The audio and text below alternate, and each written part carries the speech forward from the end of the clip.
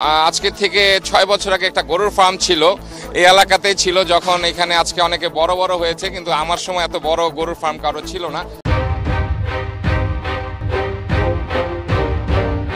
যার যার গরু তাকে বেচতে হয়, যার যার গরু সে পালন করে বড় করতে হয়। তো কে বা কাহারা যদি বলে থাকে যে আমার বন্ধু হয়ে থাকে, আসলে গরুর ব্যবসায় কখনো ব্যাপারে এক ফার্মার আরেক ফার্মারের বন্ধু হয় না। তো যেহেতু আমি ওয়ার্ডের কাউন্সিলর হিসাবে তাকে বলেছিলাম যে আপনি এরকম সামনে প্যান্ডেল করা, প্লাস বিশেষ করে এটা হতো হাটের সময়। তো আপনারা জানেন এই ওয়ার্ডে সিটি কর্পোরেশন একটা হাট প্রতি বছরই বসে। তো হাটের নিয়ম হচ্ছে যে হাটে যে এলাকাটায় হবে তার 5 কিলোমিটার রেডিয়াসের ভিতরে কোনো ওপেন প্লেসে হাট চলাকালীন যে 3টা দিন থাকে কোনো গবাদি পশু এখানে বিক্রি করা যাবে না। তো এখানে উনি যেটা করেছিল, ওনাকে অনেকবার বলা হয়েছিল যে এই জায়গাটা বিশেষ করে ঈদের সময় উনি প্যান্ডেল করে এখানে ব্যবস্থা নেওয়া হতো। ওনাকে অনেকবার ওয়ার্ন করা হয়েছিল, যেহেতু একটা মানুষ যখন ইলিগাল কাজ যতক্ষণ না করে তখন তাকে কিন্তু ক্রিমিনাল বলা যায় না। তো এটা নিয়ে আসলে আমরা অনেকবার তার সাথে কথা বলেছি, সে এটা কেন করেন এটা তার ব্যক্তিগত ব্যাপার আর কি। এখন আমি তো কাউন্সিলর হিসেবে তার এগুলো এসে উচ্ছেদ করতে পারি না। আপনি জানেন এটা মেয়র মহোদয়ের নির্দেশ লাগে, আনিক আসতে হবে, ম্যাজিস্ট্রেট আসতে হবে, পুলিশ আসতে হবে, তারপর যে কোনো আমরা উচ্ছেদে নামতে পারি। দেখেন আপনাদের কোশ্চেনটা হচ্ছে দুই টাইপের। একটা প্রশ্ন হচ্ছে তার গরু বেচার ব্যাপারটা নিয়ে, যেটা আমাদের জানার কথা না, সেটা তার পার্সোনাল ম্যাটার। সে কি করবে না করবে, সেখানে অনেকগুলা ডিপার্টমেন্ট আছে বাংলাদেশে, তারা এগুলা দেখবে যে কি বেচছে না বেচছে। এবং সেকেন্ড ব্যাপার হচ্ছে যে আপনারা আরেকটা পয়েন্ট বলছেন যেখানে আমরা দাঁড়িয়ে আছি, সে এই জায়গাটা কিভাবে ব্যবহার করা হতো।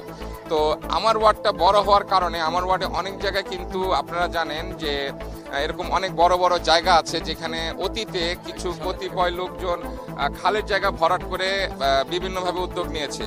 আমাদের বর্তমান মেয়র ক্ষমতা আসার পরে কিন্তু আপনারা জানতে হবে, ওয়াসা থেকে আমরা খালগুলা বুঝে পেয়েছি। এতদিন কিন্তু খালগুলা সিটি কর্পোরেশনের আন্ডারে ছিল না। যখন আমাদের মেয়র আতিক সাহেব খালগুলা বুঝে পেয়েছে তখন থেকে কিন্তু আমরা উদ্ধার শুরু করেছি, যার উদাহরণস্বরূপ 2টি ওয়ার্ডে আছে। আমরা ট্রাক স্ট্যান্ড উচ্ছেদ করেছি খালের জায়গা দখলমুক্ত করার জন্য। বসিলাতে আমরা 2 পার ভেঙে ওয়াকওয়ে তৈরি করছি। তো এইটাও কিন্তু আমাদের পাইপলাইনে ছিল। এই কাজটা যেখানে আমরা দাঁড়িয়েছি সেটাও পাইপলাইনে ছিল। বসিলার কাজটা শেষ করলে তারপর আমরা এখানে আসার কথা ছিল, মাইনাস হয়ে যাচ্ছে। সেকেন্ড হচ্ছে আপনারা হিসাব করবেন ওয়াসা কবে সিটি কর্পোরেশনকে জায়গাগুলো খালগুলা বুঝিয়ে দিয়েছে। ওটা যদি 100 বছর ধরে কেউ দখল থাকে, সিটি কর্পোরেশন কিন্তু এখতিয়ার ছিল না খালের কোনো জায়গায় হাত দেওয়া।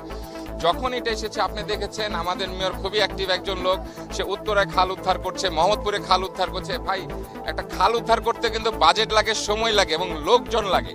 আপনি সব বাদ দিবে, 33 নম্বর ওয়ার্ডটা এত বড়।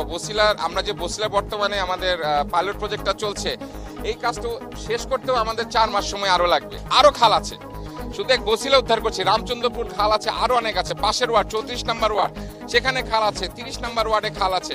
উদ্ধার করার জন্য তো আপনারা একটু আমাদের উপর রহম করবেন। স্ট্রিক্ট একজন লোক, সো এখানে কারো বন্ধু হোক কারো ভাই হোক, এখানে কোনো তোয়াক্কা করার বিষয় আসছে না।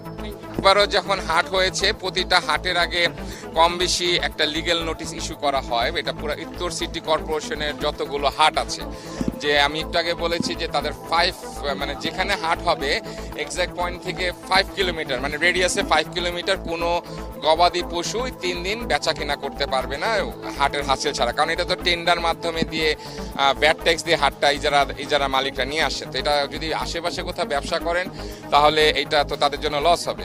তো এরকম প্রতি একটা করে চিঠি ইস্যু করা হয়। এখন কেউ চিঠি ইস্যুকে যদি লিগ্যাল নোটিশকে যদি তোয়াক্কা না করে, সেটা তো আসলে আমাদের ব্যাপার না। এবং এই বিষয়টা সম্পূর্ণ দেখার দায়িত্ব হচ্ছে আমাদের যে ল ডিপার্টমেন্ট আছে, সেই ল ডিপার্টমেন্টের হচ্ছে দেখার দায়িত্বটা। এবং আমাদের ল ডিপার্টমেন্ট খুবই দক্ষ একটা ডিপার্টমেন্ট, তারা অবশ্যই কোনো ব্যবস্থা নিয়েছে। এখন আপনি যদি কাউকে বুড়া আঙুল দেখান, আসলে